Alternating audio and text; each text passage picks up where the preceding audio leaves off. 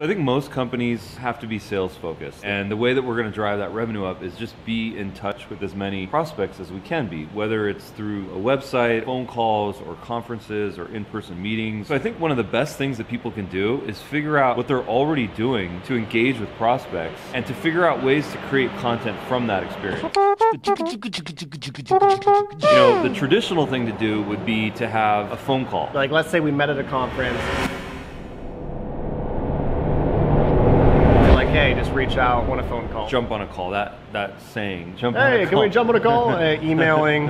Let's jump on a call. Can we jump on a call pretty soon? A lot of it is prospecting to figure out what's the opportunity or what's the business opportunity. It's prospecting for prospects. Right. Like, you might not even know if they're a prospect yet. Right. You're just kind of testing the waters. You met at a conference, you're seeing if they might be a potential customer or just a good connection to have for business or a connection to someone else. I think it comes off as most desperate when people quote unquote jump on a call with a prospect and then go in with the intention of trying to sell them right from the top, because it creates this salesperson, prospect kind of dynamic or relationship that might put that prospect on the defensive. Well, I don't really want to be pushed, or I don't want to be sold to, and I want to make my own decision. If you're too salesy in nature in a conversation. But I think the opportunity really is that anytime that you're communicating with people, that's like an opportunity to create content. So here's a simple idea. Instead of having a call with someone, invite them to a podcast that you host and record that call. I mean, it could be a 15-minute segment, it could be a 30-minute segment. The value of hosting a podcast with someone is that you have a recorded asset that is high value, that's interesting, that's honest. Maybe the person's a little bit vulnerable, maybe you're vulnerable, maybe there's some great tips and tricks in there that you can then go socialize to dozens of different podcast channels to attract more of an audience for yourself. Even if you don't necessarily do business with that person, at least you've created content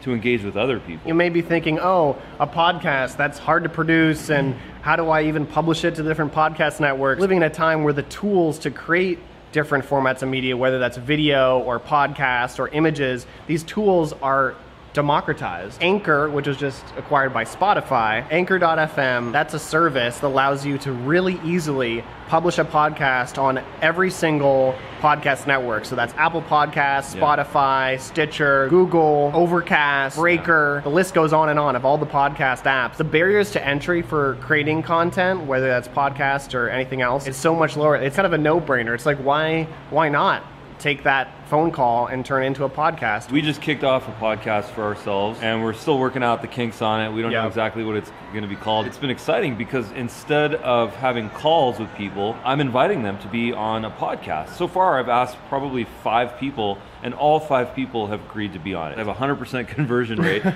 People are excited. People have stories to share. They've gone through trials and tribulations. They want to share those stories. Maybe they have a brand or they have a business that they want to promote as well. So far, it's been a total win-win. This is a test, and you can keep watching our show and see how it goes, see how our podcasting efforts go, and other things that we try. Already, I think it's going to be a valuable asset, just in terms of the parsing opportunities, because we were just talking about how we could potentially edit that into a video as well as a podcast, where we take little clips, edit that down into a shorter video that goes out on YouTube or Instagram or other places. You can reuse these assets in many ways. Leave it up to a filmmaker to figure out a way to take a Zoom recording and then to produce that into an asset. Sign up for Zoom, get their conference call, and then record a conference call. What's amazing about that is the sound is really good. If you do have a webcam feed, which I highly recommend, that even if it's multiple people, that there is a webcam feed, because when you record the call, that webcam feed will be recorded. Whoever is talking will actually be featured in the larger video feed. So it becomes sort of a dynamic kind of real-time editing situation. It's a lot more visually interesting to watch. And then after you hit stop on that podcast,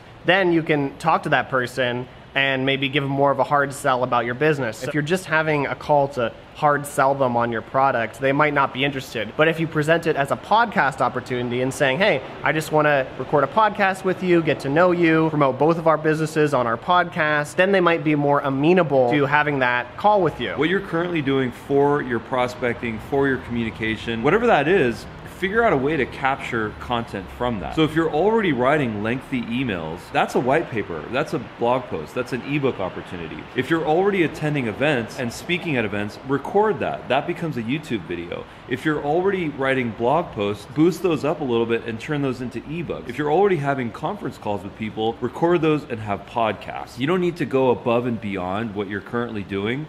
You just need to figure out a way to document the stuff that you're already doing and then figure out the existing channels to be able to tap into those and share those and get them out there. Everything that you're doing is a content opportunity if you figure out the workflow to create those assets in an effective way. These tools are getting better and better, and as the years go on, it's just going to get easier and easier to create content. Start that process now, and that'll set you up for the future. When people consume your content, they're creating a relationship with you. They feel like they know you. For us, it's all about creating connection. Really quick tip on how to create ebooks really quickly. Take some sort of a writing piece that you have, maybe a sales pitch or a presentation, and then convert that into an ebook. Use a simple tool like PowerPoint or Google Slides, and then just convert that into some readable asset that people will potentially fill out a form to be able to access. Thanks for kind of coming on the journey with us as we test out these inbound marketing strategies. You know, we're just getting into podcasting, and we'll share with you how that goes as we continue to make podcast episodes. So be sure to subscribe to our channel to come with us on this journey.